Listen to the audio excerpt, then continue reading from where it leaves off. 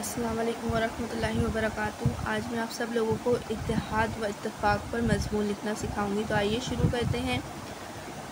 फ़र्द कायम रब्त मिल्लत से है तमन्ना कुछ नहीं, मौज है दरिया में और बैरून दरिया कुछ नहीं। इत्तेहाद के मायने आपस में मुत्तहिद और इकट्ठे होकर ज़िंदगी बसर करने के हैं। यूँ इत्तेहाद एक छोटा सा लफ्ज़ है, मगर ये लफ्ज़ इतना जामा है कि इसके अंदर माना का एक जहान पोशीदा है। अनफरादी क़ुव्वत, फ़िक्री क़ुव्वत, माशरती क़ुव्वत, इक़्तिसादी क़ुव्वत, ईमानी क़ुव्वत और साइंसी क़ुव्वत, इसी तरह की तमाम क़ुव्वतों में यकजहती हो तो फिर इत्तेहाद मुकम्मल होता है। कौमी इत्तेहाद का मतलब ये है कि पूरी कौम के अफराद एक हो जाएं और ज़िंदगी के किसी शोबे में इनमें तफरीक ना पाई जाए, यहाँ तक कि एक कौम के तमाम अफराद के बुनियादी अकायद व नज़रियात में भी यकजहती हो और दूसरे छोटे छोटे इख्तलाफात को नज़रअंदाज करने का जज्बा रखते हों।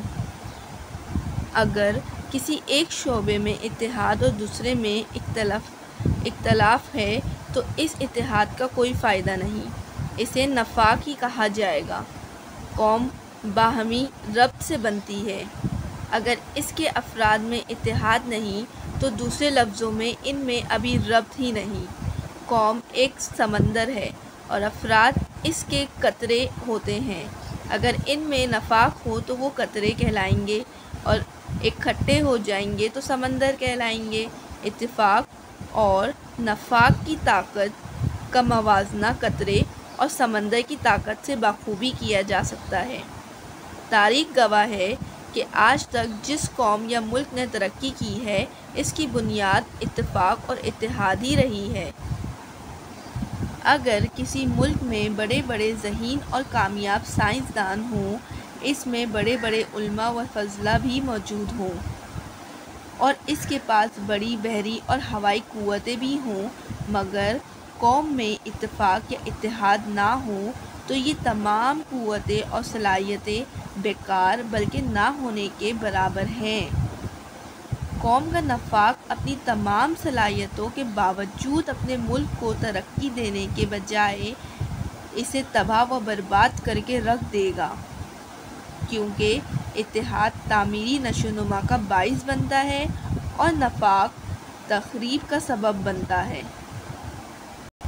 मुल्क में काश्तकार भी होते हैं, ताजिर भी होते हैं, सनतकार भी होते हैं, मज़दूर भी होते हैं, दानिश्वर भी होते हैं, कानूनदान भी होते हैं और साइंसदान भी होते हैं।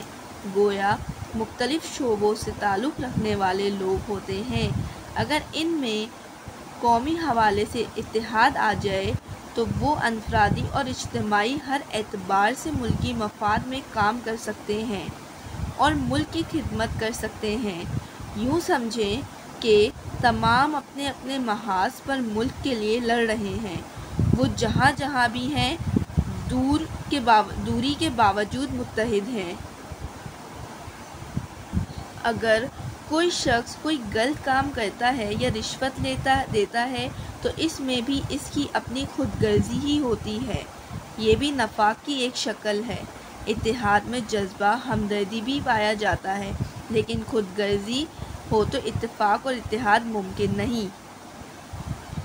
अगर कौम के अफराद में एक दूसरे के साथ हमदर्दी और अख़वत पैदा हो जाए तो कौम खुशहाल होगी और मुल्क तरक्की करेगा, क्योंकि खुशहाली, तरक्की और इक़बालमंदी का दारोमदार इत्तेहाद व इत्तेफाक पर ही है।